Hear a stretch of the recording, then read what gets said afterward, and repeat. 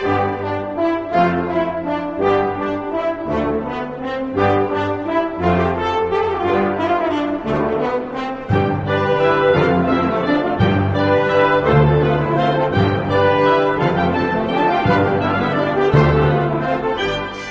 watch enthusiasts.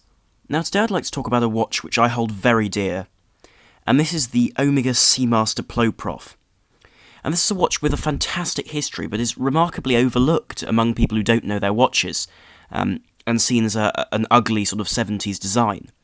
But I think this is rather far from the truth, because really the design of this watch is pure functionality, and certainly is a very, very well considered and well conceived dive watch, which I think ticks all the boxes as far as vintage divers go.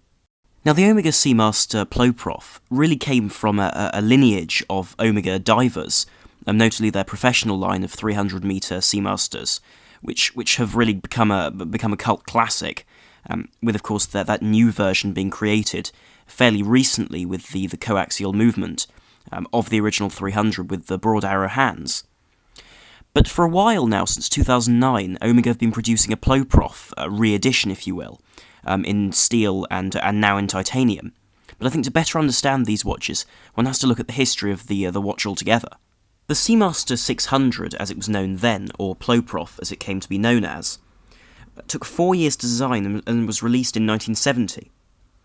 Now, this originally costed 690 Swiss francs on the rubber strap, or 720 on the metal Milanese bracelet, in 1973.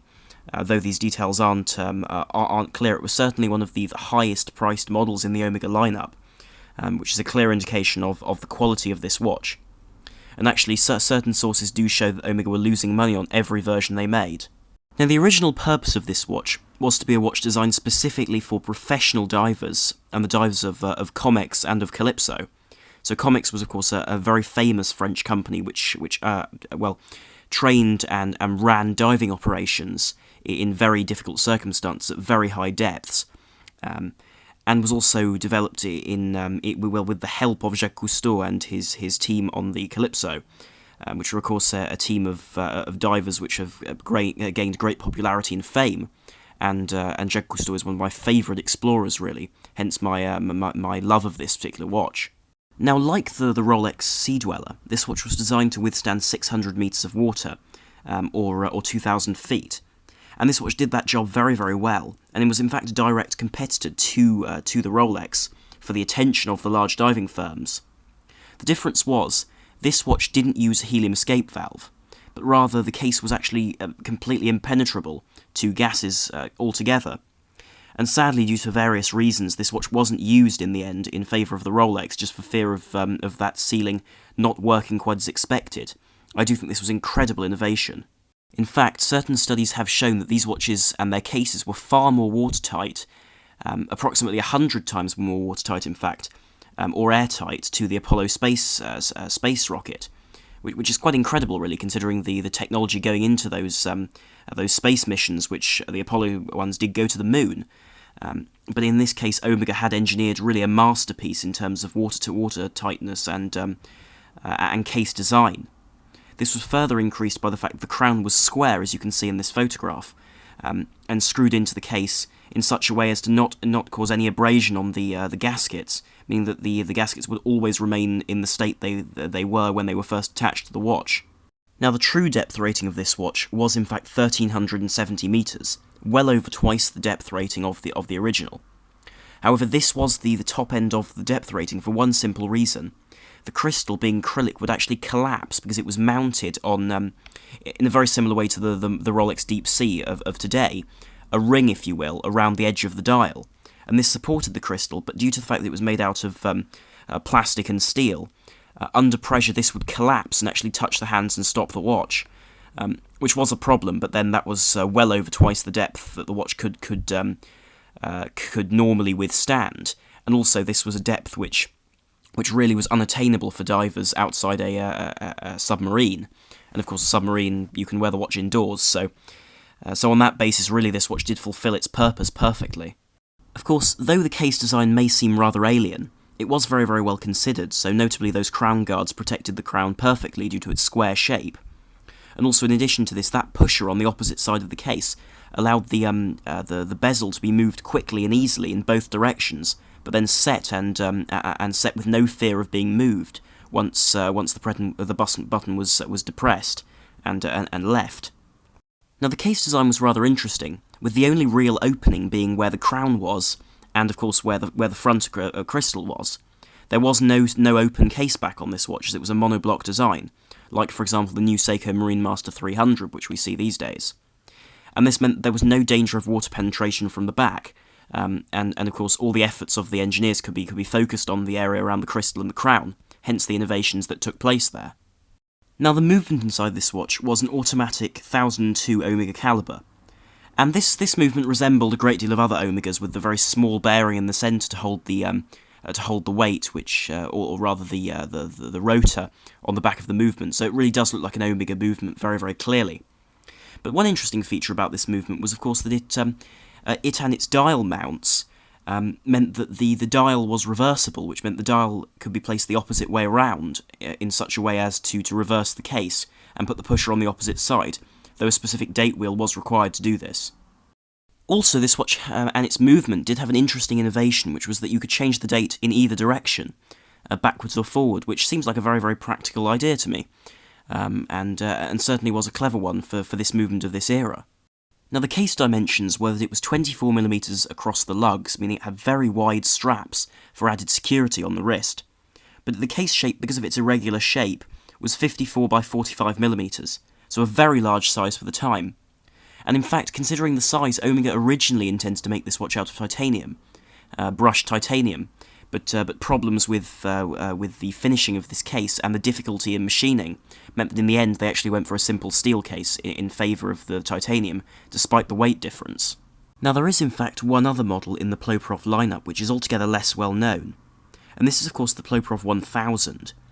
And this watch is it was supposed to be, I think, the successor really to the original, but didn't really catch on quite as much and wasn't as well used and as well known. This was released in 1971 and ran through 1982.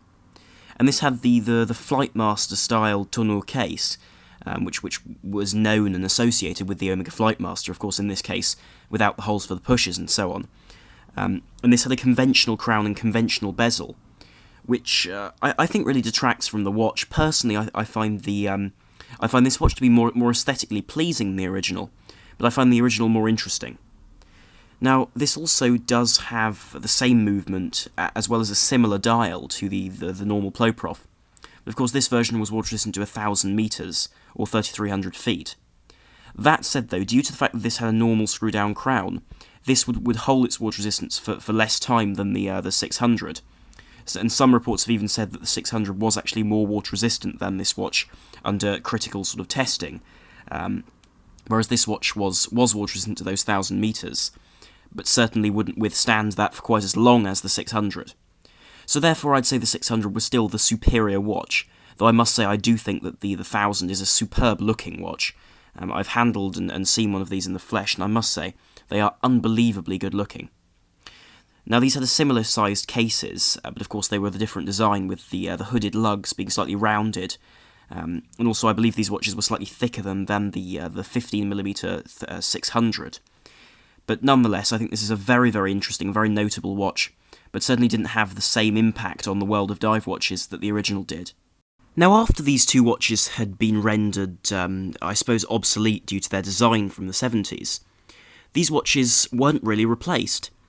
Now, of course, in the mid-80s and the early 90s, the watch which was spearheaded by Omega and pushed to the forefront of all their technical innovations and all the various experiments and exploration work that was done with Omega was, of course, the Seamaster 200M. And I came very, very close to buying one of these a while back, but sadly I couldn't find one in good enough condition, really. But nonetheless, I think this is a very, very interesting watch, but certainly didn't stand up to the rigours of testing that the original PloProf went to, and to the sheer level of professionalism that Omega put into developing those. Although I suspect the reason why these were discontinued was simply due to the immense cost of producing these watches, and the very few sales they would have unless they were sold to direct individuals. And when Comex decided to no longer buy them in favour of the Rolexes, there really wasn't much hope for the continuation of the PloProf lineup. Now here on the screen you can see the replacement of the PloProf, and this came out in 2009 from Omega. And this was a redesigned version. I suppose it pays more homage really to the original rather than anything else, because it's no longer a monoblock design, and has new dimensions and a new movement. But nonetheless, I think this is an interesting watch, and one which does bring back a great deal of memories and interest that the original had. Now this watch features a Coaxial 8500 caliber Omega movement.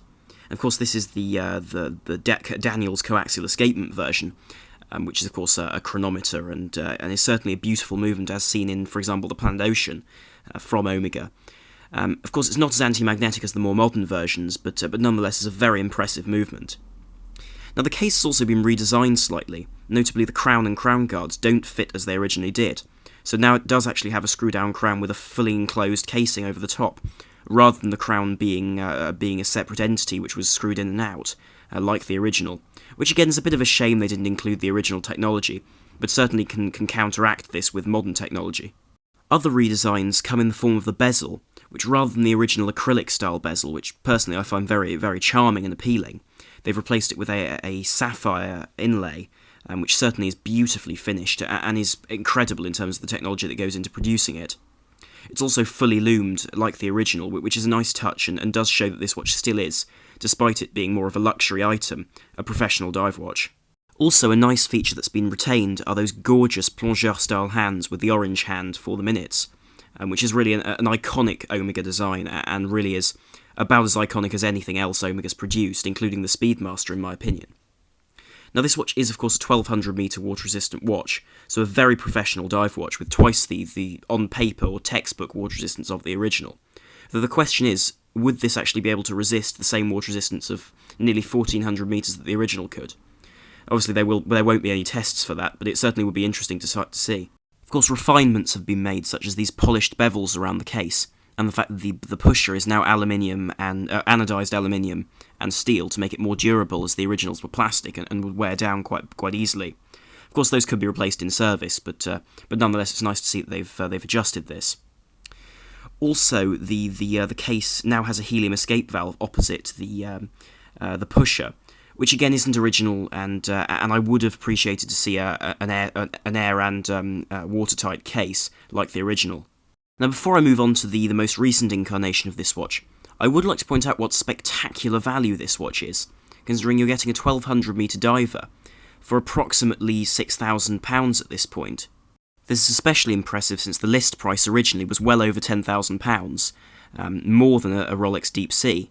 Of course, with depreciation, even new models from shops have dropped to this lower price. In addition to this watch, there is now a new version that came out in 2016 of the version of this watch, which has the Master Coaxial chronometer movement, which this is the 8912 caliber, which has that silicon hairspring, the Daniels Coaxial escapement for lower wear and greater resistance to time. And also, this watch is also anti-magnetic to 15,000 Gauss. Now, this is a real feat of engineering that Omega have been producing over the last couple of years, and building into their watches, notably the new Seamaster 300s and Planet Oceans. But in this case, I think it really does add to the technical prowess of this watch. Now, the case and bracelet of this watch are grade 5 titanium, with similar design cues to the original. The difference with this watch, though, is it has no date, to give a cleaner aesthetic on the dial. It's also, of course, available in this grey, which I think is really quite impressive, and really is beautiful in my opinion. Of course, not true to the original, but still is a pleasant change and variation. It also now has a ceramic bezel rather than a sapphire inlay, showing the change in time since the last version was created. One modification, though, which I'm split about, is the addition of an exhibition caseback. Now, on the one hand, this does show that beautiful finishing on the movement, which Omega now put onto their movements, which gives a very crisp, modern aesthetic, and certainly does show off the technology and the fact that it's anti-magnetic with an exhibition caseback. However, I do wonder how deep this watch could have gone had it had the original style of monoblock case, and also that original crown. And it would have been fantastic to see a watch from Omega which really did compete with the Rolex Deep Sea for that 4,000 metre water resistance in an everyday watch. So I certainly think it would have been nice to see Omega produce one of these, perhaps even with a dark blue dial like the original. But I imagine that's too much to hope for, really, from Omega, as this watch really does appeal more to luxury sales and luxury clients, rather than professional divers at the price of about £8,000 this watch costs. Anyway, I'll conclude this video with that spectacular view of that 8912 caliber movement. So thank you very much for watching. Do please like, share and subscribe to help the channel and see more content. Also, do give me your comments down below as to which is your favourite of these watches. So thank you very much for watching. This is Arm on the Watch Guy, over and out.